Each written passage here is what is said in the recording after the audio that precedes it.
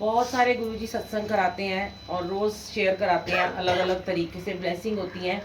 पर आज की ब्लेसिंग ये थी कि आज गुरुजी ने यहाँ पे दो ब्लेसिंग्स दिखाई। पहली बात तो गुरुजी हमेशा हर घर में जब भी सत्संग होता है आते हैं और अपनी प्रेजेंस फील कराते हैं, लेकिन कई कई जगह बहुत ज़्यादा फील कराते हैं। कभी कभी ऐसा नहीं कि हर बार उस घर में होती है। आज जैसे ही हम चोला लगा रहे थे तो गुरुजी ने आज 2 चोले लगवाए क्योंकि एक कंप्लीट नहीं था। और फिर गुरुजी ने देखिए जिस तरीके से आज प्लेट्स बनवाई हैं वो एक साइड में है। तो जब प्लेट्स बना रही थी तो मुझे पता था आंटी बोलेंगी कि टेढ़ी हैं। मैं गुरुजी का स्वरूप देख रही थी और ये सब गुरुजी करवाते हैं, हम कुछ नहीं है। हम कई बार चोला बिल्कुल प्रेस करके लगाते हैं, वो अपने आप चुन्नी मुड़ जाती है, अपने आप प्रेस हो जाता है जहाँ बैठते हैं गुरुजी महाराज।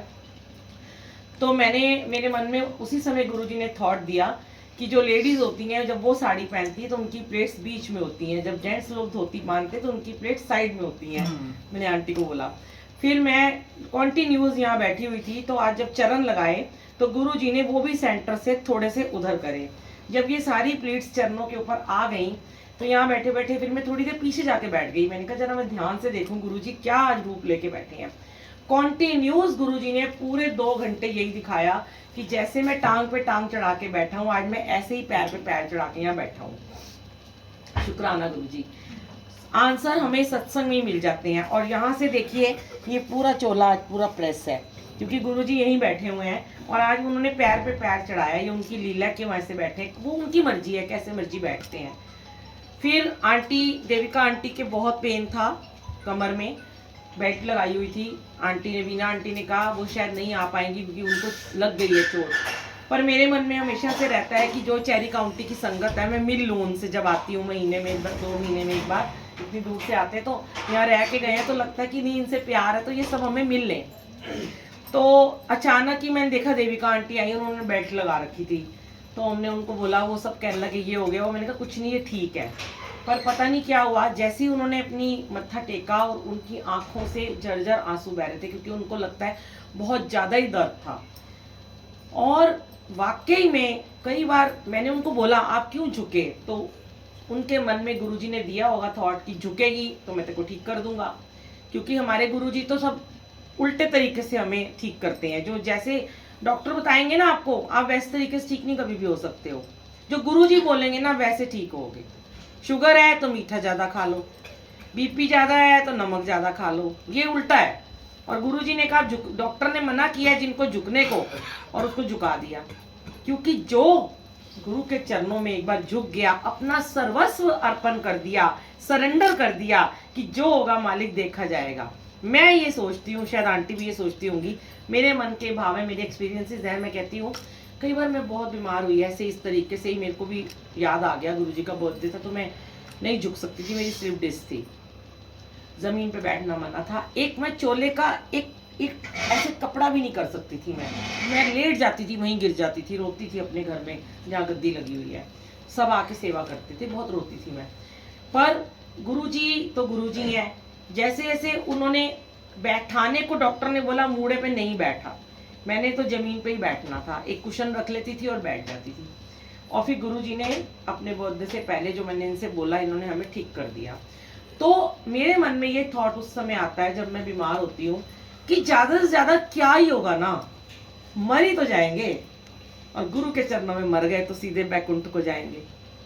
कहते ना वो इतना सुंदर भजन है, जद मेरी जान निकलेगी दिल चो आवाज निकलेगी, जय गुरु जी लैन आ जाना तुसी गुरु जी।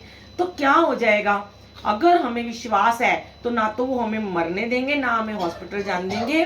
क्योंकि गुरुजी कहते हैं, गुरुजी तेरा शुक्राना, सुना है ना, टाल देते हैं आने वाला काल। गुरुजी काल को भी बाहर भगा देते हैं। ये होता है विश्वास। फिर गुरुजी ने अचानक से याद दिलाया, आज बहुत कम याद दिलाते हैं, कि मेरे मन में आया, मैंने आंटी को आंसू देखे तो जो तिलक गुरुजी के हम चरणों में लगाते हैं संगत जी, अगर घर में भी कभी आप बीमार हो जाओ, कुछ दवाई नहीं है और अचानक से आपको कुछ हो गया है, तो गुरुजी का जो तिलक होता है चंदन का, वो उनके माथे पे लगाओ, उनके चरण में लगाओ और उस प्रॉब्लम वाली जगह पे लगा दो, तो बहुत आपको उस समय एकदम तुरंत आपको आराम आता है। तो मैंने गई, तिलक चरणों में लगाया, आंटी को बोला आओ मैं आपके तिलक लगाती हूँ। मैंने उनकी बैक में थोड़ा तिलक लगाया और मैंने बोला आप ठीक हो जाओगे। और आंटी की भी आंख सुबह से इतनी पानी बह रहा है और मैं अभी 1 घंटे से देख रही हूँ, अब ये रुमाल नहीं छेड़ रही, कम कर रही हैं। तो इनको भी आंख पे गुरुजी ने आज तिलक लगवा दिया। तो ये भी गुरुजी ने सत्संग में आंसर देते हैं कि शायद यहाँ इस संगत को या कहीं भी आप देखो किसी को जरूरत हो तब उसको ये सत्संग सुना सकते हो। कि भी घर में अगर जैसे मैं आई थी, जब मैं यूएसए से आई थी ना, तो मेरा बहुत ज़्यादा पहले जब कोविड था, मेरे प्लेन में ना मेरा दांत दर्द हो जाते हैं, तो मेरे पूरे मसूड़े फूल गए थे, ये पक गए थे और कोई डॉक्टर नहीं मिल रहा था, कोई हाथ नहीं लगा रहा था। उस टाइम इतना कोविड था। मेरे घर में गुरुजी के दरबार की मिट्टी पड़ी हुई है, जो बाहर पार्किंग लॉट है जहाँ मंदिर जाते हैं, अंदर एंटर करते हैं, वहाँ मिट्टी जो होती है वो मैं हमेशा घर में ला के थोड़ी सी रखती हूँ डब्बी में। बाई चांस मुझे याद आया, मैंने वो मिट्टी ली और ऐसे हाथ में लगाया। रात को सोने से पहले मैंने बाहर ही ऐसे करके लगा ली और मैं सुबह मेरे पूरी स्वेलिंग खत्म, वो जो पस भरी हुई थी वो पता नहीं कहाँ चली गई। तो बात तो इतनी सी है कि गुरु पे भरोसा कर लो बस। जब कहते हैं ना 100% सरेंडर, ऐसे नहीं कहते गुरुजी कर दो, सरेंडर कर दो, उसके बाद इनके ऊपर छोड़ दो, ये देखेंगे। कहते हैं ना एक डॉक्टर मिला हमें, अब डॉक्टर ने हमें दवाई दी तो हम कैसे अंधा विश्वास करते हैं उस डॉक्टर के ऊपर। मतलब चाहे वो मैं मीठी गोली दे देगा कि वो सिर दर्द की दवाई नहीं है, पर एक विश्वास है कि हमारा टेलीपैथी है या हमारा वो थॉट, वहाँ पे थॉट प्रोसेस चल रहा है कि डॉक्टर के पास गए थे तो हम ठीक हो गए हैं। तो गुरुजी के पास आके कैंसर कैसे ठीक हो रहा है लोगों का, कैसे इतनी बीमारियां बड़ी बड़ी ठीक हो रही हैं, कोमा से लोग बाहर आ रहे हैं, और जितने डायलिसिस हैं, जितने भी बड़ी बड़ी बड़ी छोटी सब प्रॉब्लम्स हैं, वो विश्वास करते हैं उस लंगर प्रसाद के ऊपर जो वहाँ पे मिलता है, वो खाना चाहिए। ऐसे ही जब आप बड़े मंदिर में जाते हो, आपको जो भी वहाँ मिलता है आपको खाना पड़ता है, पर हम जब सत्संग में जाते हैं, हम इधर उधर रख देते हैं, हमें वो भी यहीं पे खाना होता है। क्योंकि जब गुरुजी बड़े मंदिर में बिठा के अपने सामने चाय पिलाते हैं, लंगर प्रसाद कहते हैं यहीं खाना लेके नहीं जाना, ऐसे ही जब गुरुजी महाराज, जैसे मैंने आपको बताया, सत्संग में गुरुजी आते हैं और वहीं पे खाना पड़ता है। हमें जो भी हमें यहाँ मिलता है वो खाना चाहिए, क्योंकि वो दवाई होती है, उसे घर नहीं लेके जाना होता, उसी समय खाना होता है। इसीलिए गुरुजी कहते हैं लंगर प्रसाद की उन्होंने जो महिमा बताई है कि समय से आया करो, समय से पहले आया करो, ताकि जो शुरू के आधा पौना घंटा आपका चाय का समय होता है, आपको चाय प्रसाद उससे मिलता है, पी लो और आपका लंगर के टाइम वो हजम हो जाता है। और अगर हम लेट आते हैं तो हमें चाय प्रसाद भी पीना पड़ेगा और हमें लंगर भी खाना पड़ेगा। तो कई लोग बोलते, कई बार पहले बोलते थे बहुत टॉर्चर करते हैं ये लोग हमें सेवादार, कि हम घर से रोटी खा के आए हैं फिर भी हमें कहते हैं चाय पियो, फिर भी हमें कहते हैं लंगर प्रसाद खाओ। अगर आप लोग ये रूल नहीं मान सकते हो, मैं आपको सच में, मैं गुरुजी की सेविका हूँ और गुरुजी की तरफ से आपको बोल रही हूँ कि अगर आप ये रूल नहीं मानते हो कि आप प्रसाद नहीं खाना चाहते हो, तो प्लीज आप सत्संग में मत आया करो। आप उस सचखंड के प्रसाद की तौहीन मत किया करो, मत किया करो। जब हम प्रसाद को ऐसे करते हैं तो हम अपनी किस्मत को धक्का मार देते हैं। जब हम प्रसाद यूं दोनों हाथों से लेके माथे से लगा के उसे खाते हैं तो वो सचखंड का अमृत बन जाता है। इसलिए हमें, अगर आपका पेट भरा है, आपने सपोज करो लंच कर लिया और आपको लग रहा है कि मुझे जाना है, अगर आपको जाना है, आपको पता है सत्संग में जाना है, तो क्यों घर से खा के आना।